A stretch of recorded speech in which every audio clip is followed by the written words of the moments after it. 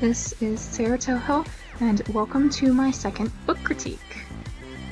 My first book is called Flotsam by David Weisner. This is a picture book without words and a Caldecott Medal winner written for pre-K through 5th grade. It follows a boy who, while on the beach with his family, finds a very old underwater camera and discovers fascinating photos that it took on its journey through the ocean.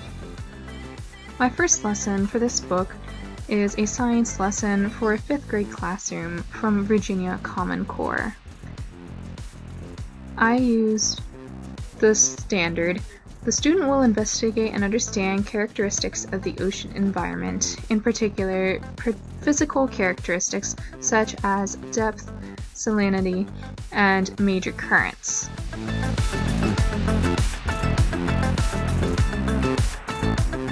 We will spend the first part of the lesson examining ocean currents and ask the question, where would something go if we threw it in the ocean?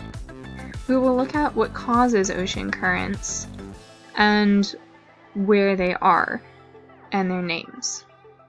Throughout the lesson, we will use think, pair, share in order to check comprehension. Then the students will use storyboard that to show where their item of choice might end up if they threw it in the ocean. Students will be encouraged to collaborate in order to understand and use this tool. Here I have an example of a storyboard that I made for this project.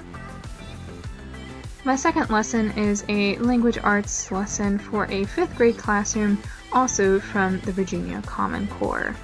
This one is from the writing strand. The student will write for a variety of purposes: to describe, to inform, to entertain, to explain, and to persuade. I focused on using precise and descriptive vocabulary to create tone and voice. The task of the students will be to pick a character in which to write narration of the story, and then write out the story based on the illustrations and use proper vocabulary in order to create this character who is narrating the story. The students could write as the boy, the camera, or a third-person narrator. They will choose their own character, and the teacher will approve the voice before they start writing. During the writing process, the students will conduct peer review and editing to create a writing community. When they are done, they will use Storyboard to narrate their story and share it with the class. Now, on to my other books. The Fool of the World and The Flying Ship is a charming tale retold by Arthur Ransom about the quest of a fool to find a flying ship so that he could marry the Tsar's daughter. This book won the Caldecott Medal and is in the genre of traditional literature written for grades 3 through 5. My next book is 7 Blind Mice by Ed Young, which is a piece of traditional literature based on the Chinese tale of blind mice who find an elephant by their home and investigate it, attempting to find out what it is. This is a Caldecott honor book, which is appropriate for pre-K through 5th grade. My next book is The Great Gilly Hopkins by Catherine Patterson. In this work of realistic fiction, the brilliant Galadriel Hopkins, otherwise known as Gilly, finds herself at yet another new foster home and is determined to cause trouble and get back to the mom she hasn't seen since she was 3 years old.